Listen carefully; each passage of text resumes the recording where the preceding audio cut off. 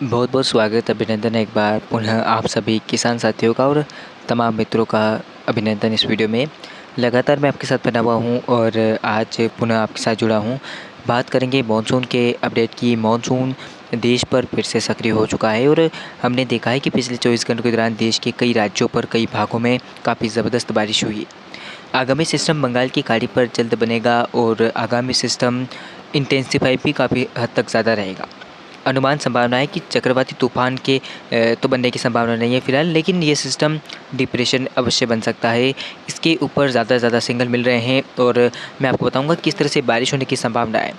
फिलहाल अगर हम देखें तो बंगाल की खाड़ी के ऊपर एक निम्न दबाव का क्षेत्र 5 सितंबर को विकसित हुआ है और 6 सितंबर को ये आज उड़ीसा के आसपास के क्षेत्रों पर बना हुआ है और लगभग ये भारी वर्षा देश के कई राज्यों पर दे रहा है। अभी मैंने लाइटनिंग का बुलेटिन देखा, मैंने देखा है कि किस तरह से बारिश की गतिविधियाँ संपूर्ण मध्य प्रदेश में हो रही है। हालांकि पश्चिम मध्य प्रदेश के कुछ क्षेत्रों पर बारिश में अभी भी कमी है। साथ ही साथ बारिश की गतिविधियाँ कल दिल्ली पर भी देखने को मिली है। दिल्ली और आसपास के भागों पर भी बादल बनने शुरू हो चुके हैं। हालांकि आज इंटेंसिटी कम है। उत्तर प्रदेश के कई क्षेत्रों पर जमकर बारिश हो रही है आज। साथ ही साथ दक्षिण भारत और मध्य भारत के बाकी राज्यों पर भी बादल काफ़ी अच्छे बने हुए हैं और बारिश कई जगहों पर हो रही है। तो मानसून सक्रिय हो रहा है फिर से। आपको बता दूँ कि अरब सागर की हवाएं कमज़ोर हुई है और कमज़ोर होने के पीछे का कारण आप देख सकते हैं। मैं आपको दिखाने की कोशिश करूँ तो यहाँ पर आप देखिए एक निम्न दबाव का क्षेत्र बना हुआ है ओमान और उससे सटे हुए अरेबियन सी के भागों पर यहाँ दक्षिण में। तो इसके प्रभाव से जो लगातार हवाएं हैं इसमें मिल रही है भारत की ओर। जो अरब सागर की हवाएं पहुँच रही थी इस तरह से वो नहीं पहुँच पा रही है। ये अरेबियन सी की हवाएं कमज़ोर हुई है जिसके चलते इन इलाकों पर भी बादल बनने जो बादल जो बन रहे थे वो बादल बनना बंद हो गए हैं, जिससे कि यहाँ पर बारिश की गतिविधियाँ बहुत कम है। इसके अलावा इस समय जब बारिश का इंटेंस लेकर ये सिस्टम आगे बढ़ रहा है तो ये काफ़ी बेहतर बारिश कई राज्यों पर दे रहा है।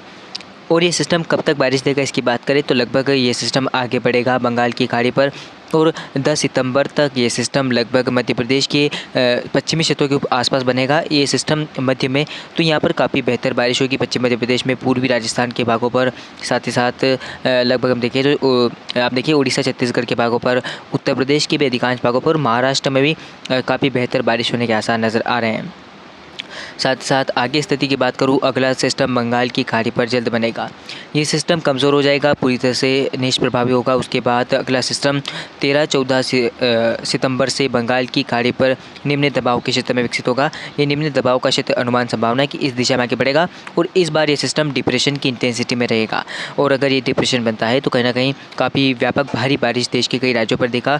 और जिस तरह से सूखे के हालात बने हुए हैं, अल नीनो का काफ़ी बेहद गंभीर प्रदर्शन देखने को मिल रहा है देश के ऊपर, तो ऐसे में हम कह सकते हैं कि उससे कुछ ये बचा सकता है। साथ ही साथ लगातार गुजरात और राजस्थान के पश्चिमी क्षेत्रों पर एंटी साइक्लोनिक सर्कुलेशन या साइक्लोनिक सर्कुलेशन बनेगा जो बारिश को कम करेगा। हालांकि इसके प्रभाव से हल्की इंटेंसिटी की हवाएं जो है वो लगातार राजस्थान गुजरात पर पहुंचेगी। तो हल्की से मध्यम बारिश गुजरात और राजस्थान पर हो सकती है 13-14 सितंबर के आसपास। इसके अलावा आप देखिए बंगाल की खाड़ी का सिस्टम 14 सितंबर के आसपास आप देखिए किस तरह से एक गहरे निम्न दबाव के बाद वेलमार लो प्रेशर की इंटेंसिटी में आ रहा है।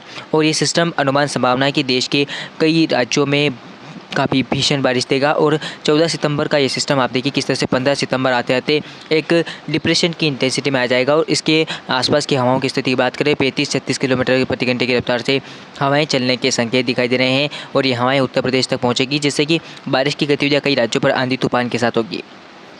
आप देख सकते हैं किस तरह से इसका प्रदर्शन काफ़ी ज़बरदस्त रहेगा। ये सिस्टम देश के कई भागों पर काफ़ी भारी बारिश देगा और अनुमान संभावना है कि ये सिस्टम इस दिशा में आगे बढ़ेगा और गुजरात की ओर आएगा।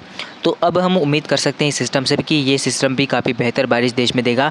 और जिस तरह से जुलाई का महीना पूरी तरह से शुष्क बीत गया था और सितंबर के महीने में हमें उम्मीद थी और कुछ ऐसा ही सीन देखने को मिल रहा है, ऐसा ही परिदृश्य हमारे सामने दिखाई दे रहा है। तो ये सिस्टम इस दिशा में आगे बढ़ेगा ऐसी संभावना। उसके बाद ये अरबियन सी में मिलेगा ऐसी भी संभावना है।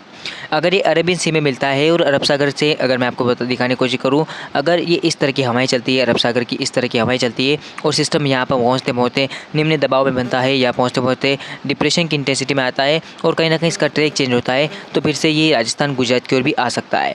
हालांकि इसके लिए अभी कोई ज़्यादा संकेत नहीं है। मैं आपको बता दूँ कि लगातार इंडिकेशन तो मिल रहे हैं, जीएफएस मॉडल भी दिखा रहे हैं। मैं आपको और दिखा दूंगा कि किस तरह से प्रोडिक्ट कर रहे हैं मौसम के लिहाज से मॉडल्स, और साथ साथ आपको बता दूं कि देश के कई भागों पर काफ़ी अच्छी बारिश होने के संकेत दिखाई दे रहे हैं। रेनफॉल का आप ये इमेज देख सकते हैं, किस तरह से बारिश की गतिविधियाँ होगी देश के कई भागों पर। जब ये सिस्टम पहुँचेगा तो इसमें भी भारी बारिश देगा। साथ ही साथ पहले से ही राजस्थान गुजरात पर काफ़ी बेहतर प्रदर्शन रहेगा मानसून का, ऐसी संभावना दिखाई दे रही है। ये सिस्टम बनेगा उसके बाद यहाँ पर लगातार मानसून की तरफ सक्रिय रहेगी, तो हम उम्मीद कर सकते हैं राजस्थान के अधिकांश इलाकों में बारिश की। कोटा, जयपुर से लेकर बीकानेर, चूरू, श्रीगंगानगर और मध्य प्रदेश के आप देख सकते हैं कि भोपाल सहित लगभग ग्वालियर में बारिश होने के आसार नज़र आ रहे हैं, और भोपाल में, इंदौर में, आगरा, इन इलाकों पर काफ़ी बेहतर बारिश होने के आसार नज़र आ रहे हैं। इधर मध्य प्रदेश में मंदसौर में बारिश हो सकती है, और नीमच में बारिश के आसार काफ़ी ज़्यादा दिखाई दे रहे हैं। साथ ही साथ इधर आप देख सकते हैं किस तरह से पूर्व में, जबलपुर में हालांकि इतनी इंटेंसिटी कम रहेगी, लेकिन बारिश होने के आसार नज़र आ रहे हैं। इसके अलावा दक्षिण भारत के अधिकांश भागों पर काफ़ी बेहतर बारिश होगी। साथ ही साथ ओडिशा के भागों पर जब सिस्टम रहेगा तो काफ़ी भीषण बारिश देगा यह सिस्टम कई जगहों पर। तो लगातार मेरी नज़र बनी हुई है सिस्टमों के ऊपर। अब जानते हैं कि क्या कह रहे हैं जीएफएस मॉडल, और क्या है इंडिकेशन, ये सिस्टम किस दिशा में बढ़ता है और कितना मजबूत होता है, इसके ऊपर नज़र डालते हैं। दक्षिण पश्चिम मानसून के अगस्त में निराशाजनक प्रदर्शन के बाद अब सितंबर का महीना काफ़ी बेहतर दिखाई दे रहा है। मैंने एक क्लिप तैयार किया है, आप देख सकते हैं किस तरह से जीएफएस मॉडल इंडिकेशन दे रहे हैं कि जो सिस्टम बंगाल की खाड़ी से उठेगा वो महाराष्ट्र, गुजरात को पार करता हुआ लगभग अरबियन सी में पहुँचेगा। उसके बाद ये सिस्टम मजबूत होगा, जो 16 सितंबर तक रहेगा। 17 सितंबर तक ये सिस्टम मजबूत होगा और अरबियन सी में एक गहरे निम्न दबाव के क्षेत्र में विकसित होगा।